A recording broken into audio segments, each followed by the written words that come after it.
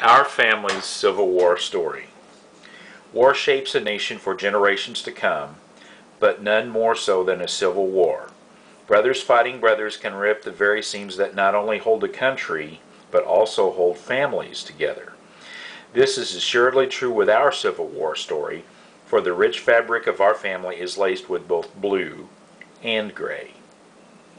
Alec and Sarah Tucker Poff, the storytellers. Standing at the forefront in their own American Gothic, Alec and Sarah ensure future generations understand that the scars of sacrifice their predecessors wore were really investments made to ensure our futures. James Tucker, the protector. Plagued by bushwhackers along the Arkansas and Missouri border, James joined their crew as an ambulance driver to ensure his family's safety. Francis Tucker, the reason to fight. Although a small boy, Francis was an eyewitness to the horrors of war from foggy panes of a cabin window. His family watched the Battle of Pea Ridge and the ensuing chaos that would surround them. Emmanuel Linville, the conscientious objector. Unable to bear arms against his own brother, Emmanuel dressed in his wife's clothes to stay home.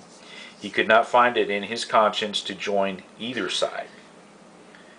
Joseph Harrison, the rebel. A proud Western Tennessean, Joseph was not afraid to bleed for the Confederate cause. One wonders if history might be written differently had he known his future, that he would be captured and held prisoner by his own countrymen.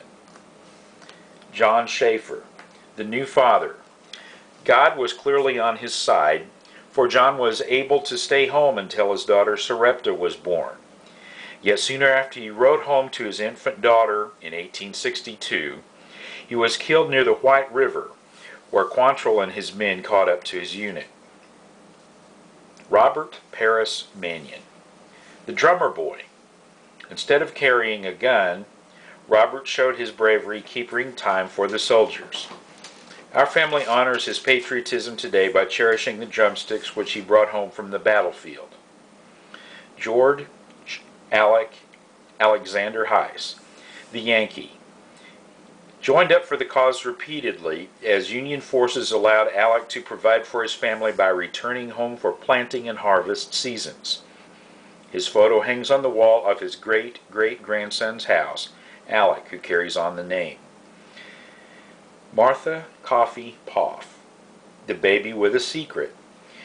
In a small northwest Missouri town, Atlantis, a young boy stole the Confederate flag which had replaced the stars and stripes over the courthouse. Afraid to be caught with the evidence, his mother tore the Southern Cross into rags and gave it to other mothers for diapers. Martha's mom often wore a small secret smile as she changed the soiled linens with the traitor colors. Jarrett and Maddie Thompson, the New Hope. Jarrett traveled home with fellow militia member and friend who shared his last name, C.W. Thompson. Upon arriving in Tennessee, Jarrett fell for Maddie, who was C.W.'s cousin, at first sight. The two were married in 1865. Isham Haynes, the overseer. Before eventually joining up, Isham was entrusted with the daily operations of his brother's plantation. James Robert Akins, the escape artist. Moving west meant opportunity, especially in 1850, when Granddaddy Jim left his wife and child in Mississippi to build a home in Texas for his family.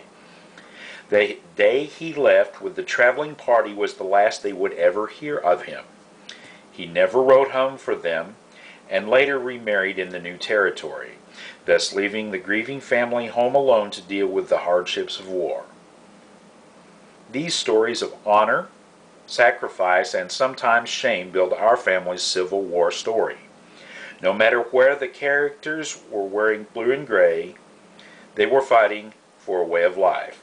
What rich blessings we have because of their investment in our future.